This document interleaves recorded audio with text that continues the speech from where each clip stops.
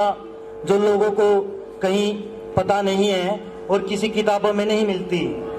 तो जब भगत सिंह को फांसी की सजा सुना दी जाती है तो उस समय इलाहाबाद हाईकोर्ट में वकालत कर रहे इस देश के सबसे बड़े वकील कहे जाने वाले तेज बहादुर सप्रू की ड्यूटी लगाई जाती है कि भी जा भगत सिंह के पास जा और उसको बोल कि भी वो माफी मांग ले, अंग्रेजों की बातों को मान ले कि भी अंग्रेजों का वो विरोध कभी नहीं करेगा, ये बात मान ले तो उसकी फांसी की सजा को टाल दिया जाएगा।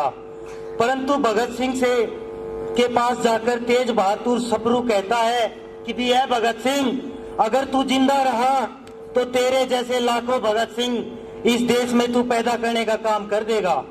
तो ये बात सुनकर भगत सिंह कहता है कि भी हाँ बिल्कुल आप सही कहते हैं कि भी मैं अगर जिंदा रहा तो मेरे जैसे लाखों भगत सिंह इस देश में पैदा हो जाएंगे।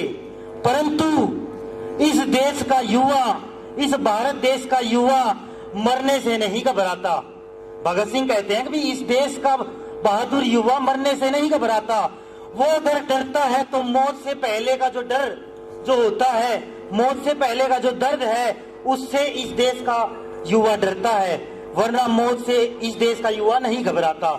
यह बात कहकर भगत सिंह कहता है कि भी आज मैं लाखों देश के लाखों युवाओं का रोल मॉडल हूँ और मुझे देखकर युवा आंदोलन में कूद पड़े हैं। तो मैं नहीं चाहता कि मेरे एकलौते की मौत से अगर इस देश का युवा जागृत होता है और आंदोलन करता है देश की आजादी के लिए, तो मैं अपनी मौत को हंसकर कबूल करने के लिए तैयार हूँ।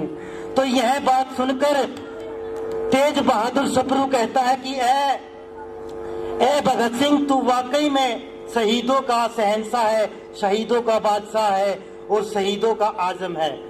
तो यह बात सुनकर भगत सिंह की सप्रू कहता है कि भी मैं चला जाता हूँ और ये जो पत्थर है आपके पास छोड़ जाता हूँ, अगर आप चाहो तो इस पर अपनी माफी लिख देना और अंग्रेज जो है आपको माफ कर देंगे, आपकी फांसी की सजा को माफ कर देंगे।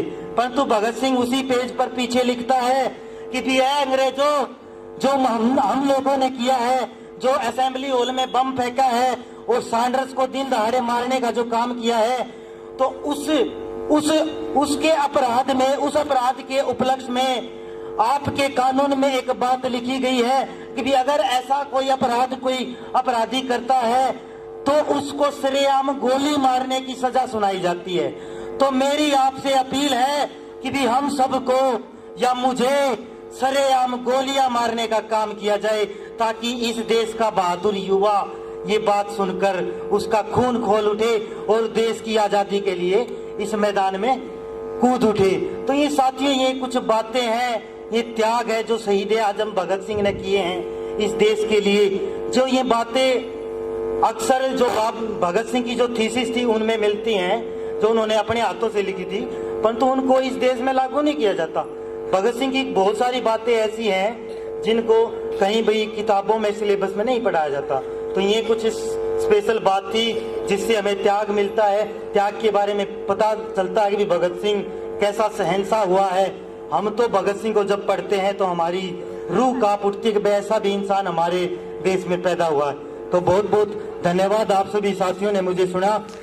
धन्यवाद। Thank you.